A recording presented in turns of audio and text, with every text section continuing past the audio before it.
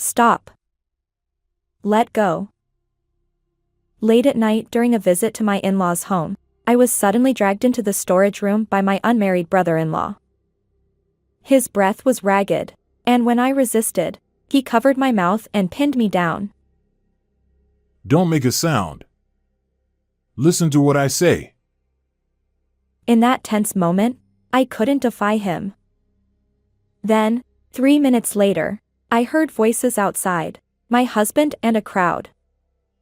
Unable to seek help due to fear, I braced myself for the worst. My name is Emily Brown, and I'm 29 years old.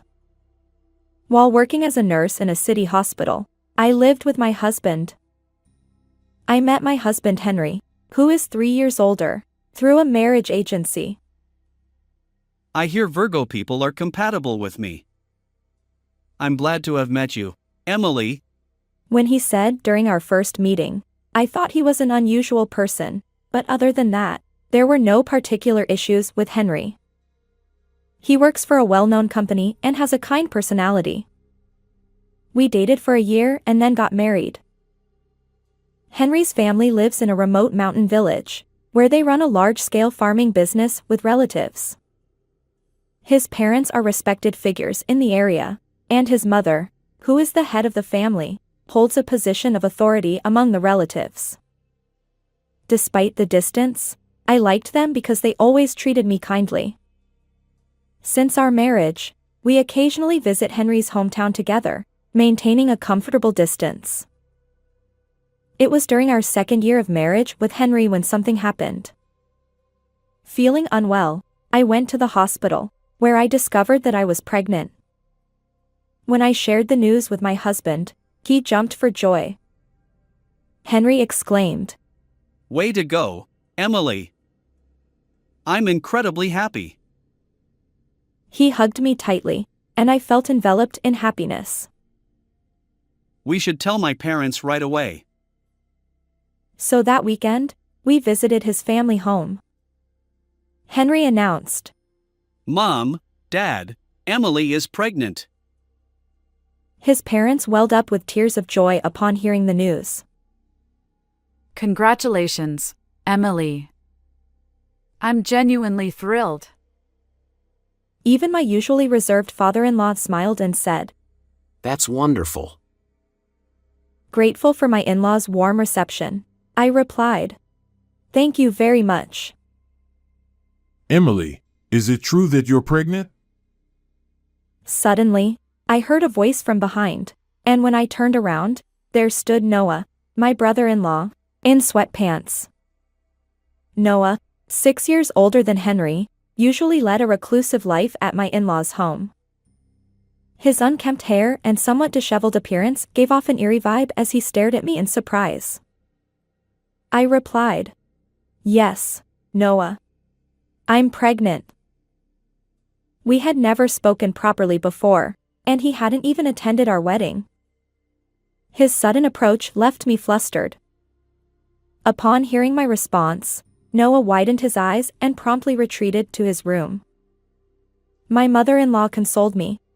Don't mind him. He's an otherworldly recluse who rarely offers congratulations. My husband added, Yeah, he has always been eccentric. Just think of him as non-existent. Despite their reassurances, I couldn't shake off my discomfort. Since our marriage, whenever we visited my in-laws' home, Noah would fixate on me with dark eyes, leaving me with an eerie feeling. It wouldn't be an exaggeration to say that I harbored a strong aversion toward Noah. That day, bidding farewell to my in-laws, we returned to our home. After that, my morning sickness began, but Henry supported me diligently. He accompanied me to prenatal checkups and shared in the joy of our baby's healthy development. He was so protective that it could almost be called overprotective, always looking out for me. Emily, don't push yourself too hard at work. Your body isn't just yours anymore. I chuckled and replied, Don't worry, I've already talked to my workplace, and they've lightened my workload. I eagerly awaited the day when I could give birth to our child. About a month after our last visit to my in-laws' home, something happened. Hey, Emily. Let's go back to my parents' place next week. His words caught me off guard, as I was still dealing with morning sickness and wanted to focus on work. I initially declined. However, Henry persisted. There's a local festival, and lots of relatives will be there. We need to attend as a couple. But, didn't we just visit recently? This time, I really want you to come. I promise we'll go, so get ready. Despite my attempts to gently refuse, Henry remained stubborn. Then, my mother-in-law called. Emily, I don't expect you to do household chores while you're pregnant. I just want you and Henry to enjoy the festival. Please come back. With my mother-in-law's words, I couldn't refuse. I agreed to visit their home once again. After traveling for several hours to my in-laws' home, Henry's parents welcomed me with great joy. You've come at just the right time. Tonight is the pre-festival celebration. Eat to your heart's content. The table was filled with my favorite dishes, and they treated me lavishly.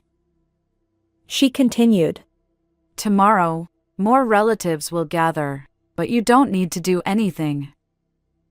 Just enjoy the festival.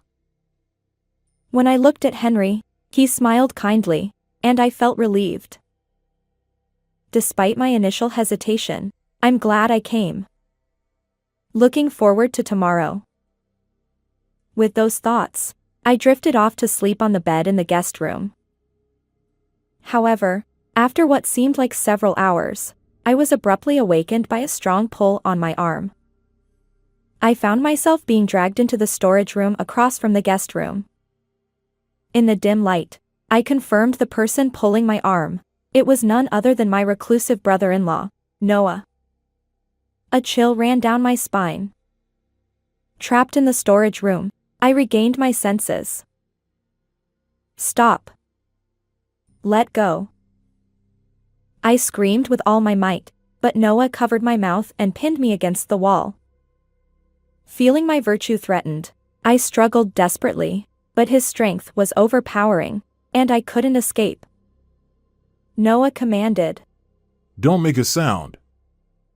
Listen to what I say. Silenced, I managed to nod in response. As I was trapped for about 3 minutes, I suddenly heard voices outside, my husband and many relatives conversing. Despite wanting to seek help, I judged it dangerous to defy Noah, so I remained silent. As the distant presence faded and quiet settled in, my brother-in-law stared at me intently. Enough talking. Just follow me. He handed me a bag containing valuables, and we made our way through the backwoods. There, a car awaited us. When he got into the driver's seat and told me to, I also got into the car. What on earth is going on? He then began to speak, revealing something truly horrifying. I can't believe it. Trembling with fear and anger, I listened. 3 days later, Noah led me back to the village, and I opened the front door of my in-laws' home. Emily. Where were you?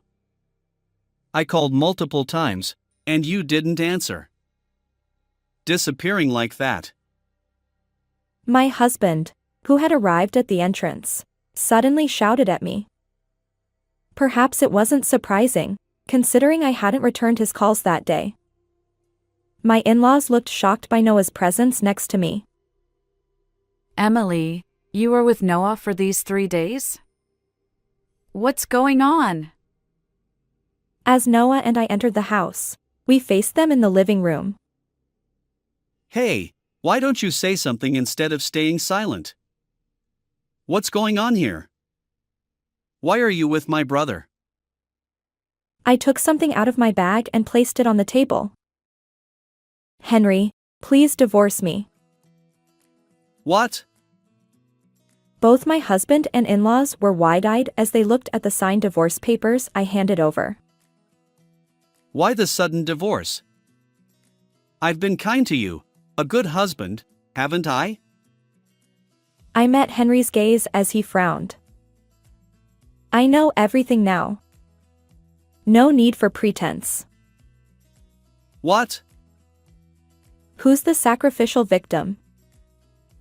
Actually, when I was trapped by my brother-in-law in the storage room, I faintly overheard a conversation. It was my husband and other relatives saying, "The sacrificial victim is missing, find them." You did indeed refer to me as a sacrificial victim. Furthermore, didn't you order the relatives to find me, make me smell some substance, and then tie me up and bring me back, Mom? As I calmly recounted this, both my in-laws and Henry seemed taken aback. Huh? What are you talking about? Were you half asleep? Oh dear, Emily, you're saying such strange things. At that moment, I looked directly at them.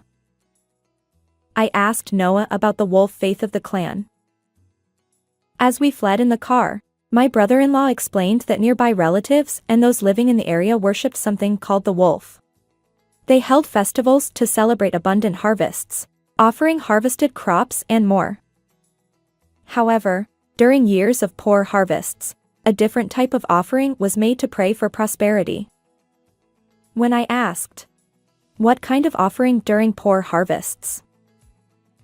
he hesitated. A pregnant woman born under the Virgo sign. Sacrificing her is believed to bring prosperity. I was stunned by this unbelievable tale, but the strange behavior of my husband, in-laws, and relatives confirmed that Noah wasn't lying. Apparently, this year's harvest was exceptionally poor. So, you plan to sacrifice me, right? I questioned Henry, who continued to deny it. Hey, it's 2024. You were just being teased by Noah. We wouldn't actually do something like that. But the next moment, my brother-in-law pulled out a voice recorder and played it. The poor harvest this year is serious. Perhaps the wolf is angry. We need to make an offering soon. In that case, let's offer my wife, Emily. She's a Virgo and pregnant. Well done, Henry. You've thought this through for the family. Then, during the next visit, we'll target her in the middle of the night. The recording revealed their strategy to capture me, orchestrated by my husband, in-laws, and relatives. As they listened, Henry and his parents turned pale. Hey, did you secretly record us? My husband lunged at Noah, attempting to snatch the voice recorder. But my brother-in-law deftly evaded him, glaring silently at Henry and his parents. I contacted the marriage agency, you know. Heard you had a strong preference for Virgo women. Did you marry me with the intention of sacrificing me from the start? When I pressed further, my husband finally snapped, smirking. Well, if the harvest hadn't failed, we'd still be a couple. But now that it has, sacrificing you is only natural, isn't it? Do you even realize what you're saying? You were willing to sacrifice our unborn child. This is necessary for our family. It can't be helped. Where did the kind-hearted husband go? Before me stood Henry, fully immersed in the twisted tradition, wearing a malevolent grin. Wolf. I won't be a victim of such absurd faith. I'm divorcing you and escaping. Write up the divorce papers. As I shouted, my mother-in-law raised her eyebrows. How dare you mock the wolf? You wretched wife. My father-in-law and husband stood up, gripping my arms from both sides. We haven't completed the ritual yet. Even now, we'll sacrifice you. Pinned down by them, my mother-in-law approached, holding a cloth soaked in some substance. However, in the next moment, Don't move. with that shout, a detective burst into the living room. My husband and in-laws froze in shock at the sudden police intrusion. Noah and I have been discussing everything at the major police station in town. Today, the detective is escorting me. There's an ongoing investigation in the neighborhood. Upon hearing my words, my mother-in-law widened her eyes and looked at Noah. You talked to the police. Yeah, I spilled everything. My fiancé was also sacrificed. But my brother-in-law's revelation wasn't just about the wolf faith. 10 years ago, during another year of poor harvest, his fiancée, a woman named Sophia, was sacrificed by the family. Noah had tried to save her. She was pregnant with his child, but he ended up locked away, not knowing where to turn. Losing his fiancée drove him to mental anguish, and he became a recluse. I regret not being able to save Sophia. That's why I pretended to be aloof all these years, watching over you to prevent another victim. Yes, from the beginning, my brother-in-law had been trying to protect me. On the day he learned about my pregnancy, he expressed genuine concern that I might become a sacrifice. And all his actions that day were aimed at helping me escape. Henry, you've been steeped in the wolf faith for years. When I found out she was a Virgo, it sent shivers down my spine. You're going too far. And what about Sophia? You were behind that too. Trying to sacrifice Emily, even her. None of you are human. You're monsters. As the police apprehended my in-laws and husband, they glared at Noah and me with hatred. Finally, your crimes are exposed. Let this wretched house fall. Facing them, my brother-in-law's eyes met theirs, and they shouted, "This is absurd." Suddenly, another officer hurried over and whispered something to the detective. We've just discovered multiple skeletal remains in what appears to be a shrine deep in the mountains on your property. Can you provide more details? Oh. It's over. My in-laws turned pale and slumped in defeat. Henry fixed me with bloodshot eyes. This is all your fault. Don't think you'll get away with this. I won't forgive you for sacrificing so many lives for this ridiculous faith. Surrender quietly and pay for your sins. I directed my final words at him. Afterward, my in-laws and husband were led away, shouting. When I glanced at my brother-in-law, tears streamed down his face.